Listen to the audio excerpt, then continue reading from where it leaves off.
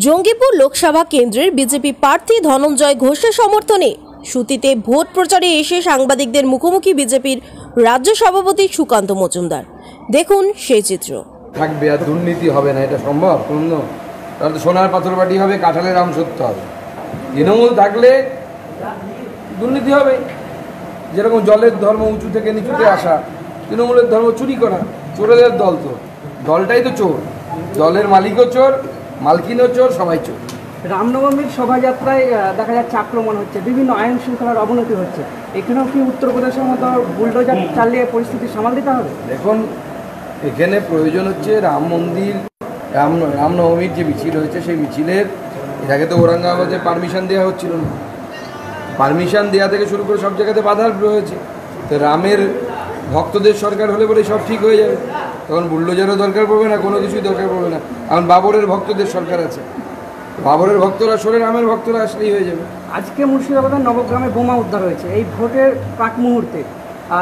তো এখানে কি শুধু বোমা শিল্প আর চপ শিল্পই চলবে? এখন তো বোমা শিল্পই চলছে, আর কি চলবে?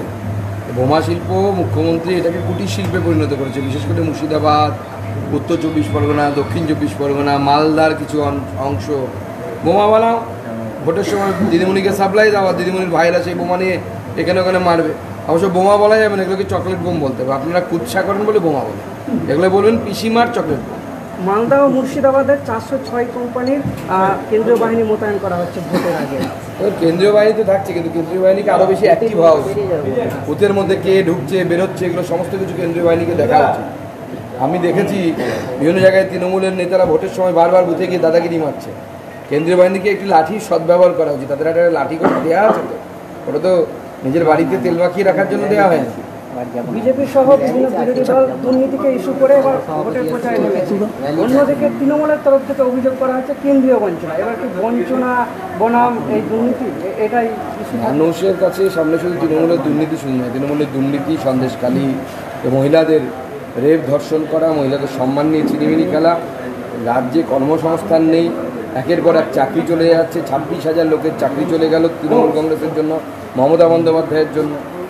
আজকে এর জন্য দায়ী হচ্ছে মমতা বন্দ্যোপাধ্যায় এবং মানুষকে মিথ্যে কথা বলা। এখন ভোট এসছে, ভোটের আগে ফর্ম বিলি হচ্ছে, বাড়ি দেবো বাড়ি দেবো, কোথা থেকে দেবেন? বাজেট কোথায়? অধীর চৌধুরীকে বিজেপির বি টিম বলা হচ্ছে, তৃণমূল কংগ্রেস বি টিম বলেই কটাক্ষ করছে বারবার অধীর চৌধুরীকে। কি বলেন? আমাদের বিরোধীরা যারা এনডি জোটে আছে তারা নিজেরাই জানে না কে কার বি টিম। তৃণমূল অধীরকে বলছে বি টিম, অধীরদাকে বলছে বি টিম, সিপিএম বলছে তৃণমূলকে বিজেপির বি টিম। আপনারা ঠিক করে নিন কে বিসি হবে। এ নাম্বার টিম হচ্ছে বিজেপি, বাদ বাকিরা ঠিক করে নিন। গঙ্গা ভাঙন ক্ষেত্রে অনেক সময় তৃণমূল বলেছে যে বিজেপি থেকে ফান্ড পাঠানো হয় না বা বিজেপি কোনো গঙ্গা ভাঙনের দিকে লক্ষ্য দেয় না। কী বলবেন এই বিষয়ে?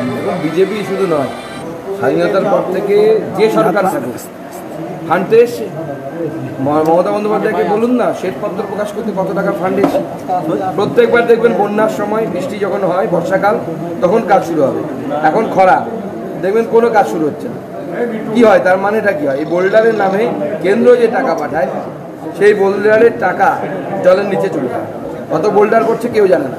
সরবেরিয়ায় শাহজাহানের মার্কেটে ফের সিবিআই, আবারও সিবিআই এসছে সরবেরিয়ায় শাহজাহানের মার্কেটে। আরও বহুবার যাবে। শাহজাহান মোটামুটি চলে গেছে, আর ভেতরে আসবে না। শাহজাহানের কাহানি ক্লোজ।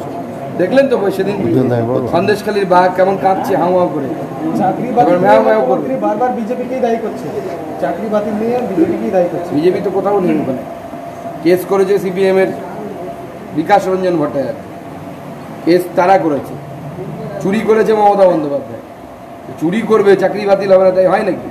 চাকরি বাতিল হতো 5,000 জনের, বাদবাকি তো চাকরি বাতিল হতো না। বাদবাকি তো মমতা বন্দ্যোপাধ্যায় ইচ্ছে করে করেছে ভোটের আগে ইস্যু করার জন্য। জঙ্গিপুরে 3 জন বিড়ি শিল্পপতি প্রার্থী। বলছি যে অভিষেক বন্দ্যোপাধ্যায় গতকাল বলেছেন যে ক্ষমতা থাকলে অমিত শাহ এসে তার বিরুদ্ধে লড়াক, ফলে বুঝে নেবে যে কার কত দল। অভিষেক বন্দ্যোপাধ্যায় সম্বন্ধে শুধু একটা কথাই বলবো, হাতি গোলা ঘোড়া গেল দল, ব্যাংক বলে কত। অমিত শাহকে চ্যালেঞ্জ করছে, তা একবার গুজরাটে গিয়ে দাঁড়াবে নাকি? ওর দম আছে, একবার গুজরাটে গিয়ে দাঁড়াবে। আমি তো অমিত শাহকে বহু জায়গায় পশ্চিমবঙ্গের সিট আমি বলে দিতে পারি, আমার সিটেই দাঁড়াক না অমিত শাহ, আর অভিষেক ব্যানার্জি দাঁড়াক, দেখি দম কথা। দ্বিতীয়ত হচ্ছে যে বলেছে যে কোনো পদের লোক নেই, মুখ্যমন্ত্রী হওয়ার কোনো লোক নেই, মানুষের সেবা করাটাই তার ধরে।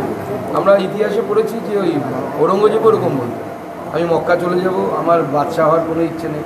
পরে সব ভাইদেরকে একে একে মেরে সিংহাসনে বসেছে। অভিষেক ব্যানার্জি প্রত্যেকটা সভা থেকে বলছে বিজেপি লক্ষ্মীর ভান্ডার ক্ষমতা এলে লক্ষ্মীর ভান্ডার বন্ধ করবে। বিজেপি 3000 টাকা করে দেবে অন্নপূর্ণার ভান্ডার, ওই জন্য হয়তো বলছে লক্ষ্মীর ভান্ডারটার নাম পরিবর্তন হয়ে অন্নপূর্ণার ভান্ডার হবে, আর আমরা 3000 টাকা করে দেবো। রাজ্যে বাইরে বিভিন্ন রকমের আয়ুষ্মান কার্ড রয়েছে, পশ্চিমবঙ্গে নেই, কী বলবেন? পশ্চিমবঙ্গের লোকেরা বঞ্চিত হচ্ছে। আজকে আপনি দেবী সিটির হসপিটালে যাবেন, সেখানে তো আর আমার স্বাস্থ্যসাথী চলছে না। স্বাস্থ্যসাথী দেবী সিটির হসপিটালে ছেড়ে দিন, পশ্চিমবঙ্গের ছোটো ছোটো নার্সিংহোম ছাড়া কোথাও চলে না, সেখানেও এক্সট্রা টাকা পকেট থেকে দিতে হয়। যদি আপনার অপারেশনে 2.5 লাখ টাকা খরচ হয়, 1.5 লাখ টাকা স্বাস্থ্যসাথী কার্ডে দেওয়া আছে, 1 লাখ টাকা আপনাকে পকেট থেকে দিতে হবে। বাস্তবিকতা এটা মুখ্যমন্ত্রী হয় জানেন না অথবা স্বীকার করছেন। সেই জন্য আয়ুষ্মান ভারত কার্ড, আর এখন 70 বছরের বয়সের বেশি যারা, তাদের সকলকে আয়ুষ্মান ভারতে কার্ড দেওয়া, তার 100% টাকা কেন্দ্র সরকার দিয়ে। শাসক বিভিন্ন রাজনৈতিক মানুষদেরকে সিএ নিয়ে সমালোচনা করে। হয়ে গেছে, আরও কোনো অসুবিধা হয়নি। সিএর মাধ্যমে প্রচুর লোক আগামী দিনে নাগরিকত্ব পাবে, যারা নাগরিকত্ব নিয়ে দ্বিধায় দ্বন্দ্বে আছে। মমতা বন্দ্যোপাধ্যায়ের পুলিশই তাদের কাছে পাসপোর্ট করতে গেলে 71 সালের আগের দলিল চায়।